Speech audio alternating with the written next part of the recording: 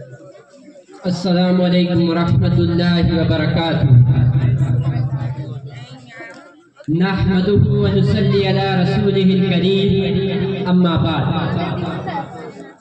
غلط الزام ہے ہم پر کہ وفاداری نہیں کرتے، غلط الزام ہے ہم پر کہ وفاداری نہیں کرتے، ارے ہم محبت بانٹتے ہیں اداکاری نہیں کرتے۔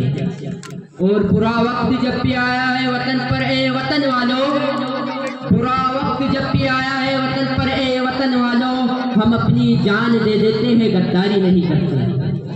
میرے محترم و معزز سامعین اکرام اور اسٹیج پر جلوہ افروز علماء اکرام کے حوالے سے میرے نوجوان ساتھیوں اور میرے مکتب عائشہ کے گل اور کلیوں، میں آج کے اس یوم جمہوریت کے اسٹیج سے ایک پیغام آپ تک پہنچانا چاہتا ہوں، بغور سماعت فرمائے اور میری حوصلہ افزائی فرمائے۔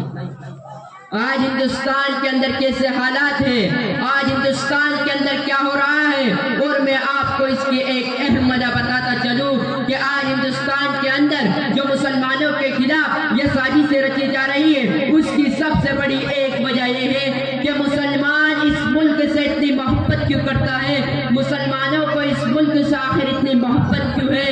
ارے کیوں نہ ہم اس ملک سے محبت کریں، ارے کیوں نہ ہم اس ملک سے پیار کریں، ہم تو جیتے جی بھی پیار کرتے ہیں اور مرتے دم تک پیار کرتے رہیں گے۔ اور محبت کا سرٹیفکیٹ کسی کھڑے ہو کر پیشاب کرنے والے سے لینے کی ضرورت نہیں، ہمیں محبت کا طریقہ اللہ کے رسول نے سکھایا ہے، ہمیں محبت کا سلیقہ قرآن نے سکھایا ہے، ہمیں ناولوں سے سیکھنے کی ضرورت نہیں۔ ملت اسلامیہ کے غیور نوجوانوں، آج ہندوستان کے اندر کیا ہو رہا ہے، ہر طرف سازش ہے، ہر طرف سازش ہے۔ آج میں آپ کو ایک بات صاف طور پر کہنے جا رہا ہوں کہ ایسی جو فرقہ پرست طاقتیں ہیں یقیناً وہ آٹے میں نمک کی طرح ہے، لیکن ان کی وجہ سے ہندوستان کا ماحول بگڑ رہا ہے، ہندوستان کا ماحول خراب ہو رہا ہے۔ اس لیے ہم تمام ہندو مسلم عیسائی بھائیوں کو چاہیے کہ ہم اکٹھا ہو کر ان آستین کے سانپوں کو، ان زہریلے سانپوں کو کچل ڈالیں اور ملک کی بقا کی فکر کریں۔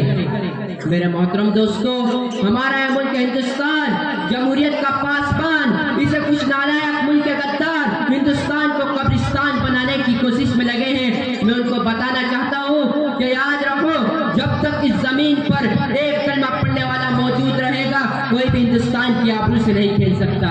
ارے ہندوستان کے چپے چپے کو جب بھی ضرورت پڑی، ہمارے لال آگے بڑھے، کبھی میر عبد الحمید کی شکل میں، کبھی خان عبد الغفار کی شکل میں، کبھی حضرت مولانا قاسم نانوتوی رحمۃ اللہ علیہ کی شکل میں، کبھی حضرت مولانا ظفر تھانسری رحمۃ اللہ علیہ کی شکل میں، کبھی حضرت شیخ الہند کی شکل میں، کبھی حضرت مولانا محمود الحسن دیوبندی کی شکل میں، کبھی حضرت ٹیپو سلطان کی شکل میں، کبھی حضرت مولانا ابوالکلام آزاد کی شکل میں، کبھی بھگت سنگھ کی شکل میں۔ یہ ملک ہمارا تھا، ہمارا ہے، اور اس ملک کے ہم حصے دار ہیں، کرایہ دار نہیں۔ میرے محترم دوستو، آج یہ فرقہ پرست طاقتیں ہم پر الزام لگا رہے ہیں کہ ہم اس ملک سے محبت نہیں کرتے، ہم اس ملک میں رہنے والے باشندوں سے محبت نہیں کرتے۔ میں ان کو بتانا چاہتا ہوں کہ کیا تم نے کبھی تاریخ کو نہیں پڑھا، یا تم تاریخ کو بھول چکے ہو؟ ارے اگر تمہارا تاریخ یاد نہیں تو آؤ میری بات کو سنو۔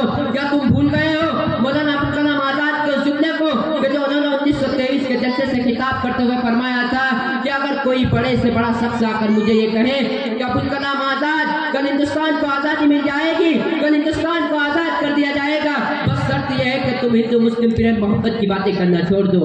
اس وقت ابوالکلام آزاد نے کہا تھا کہ میں اسی آزادی پر لات مارتا ہوں، مجھے اسی آزادی کی ضرورت نہیں، ارے مجھے تو ہندوستان کے اندر ہندو مسلم کی محبت اور ان کا اتحاد چاہیے۔ یہ پیغام دیا ہے ہم نے ملک کو۔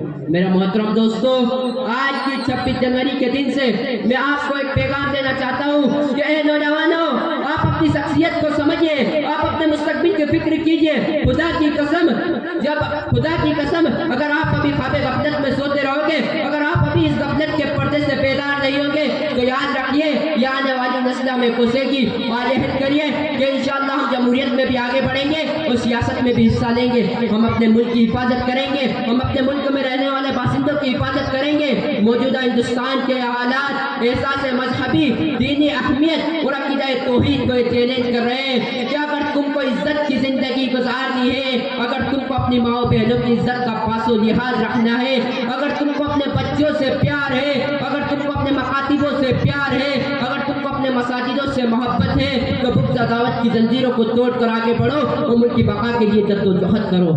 خدا کی قسم جب ہم بغض عداوت کی زنجیروں کو توڑ کر آگے بڑھیں گے تو یہ باطل طاقتیں پیچھے ہٹیں گی.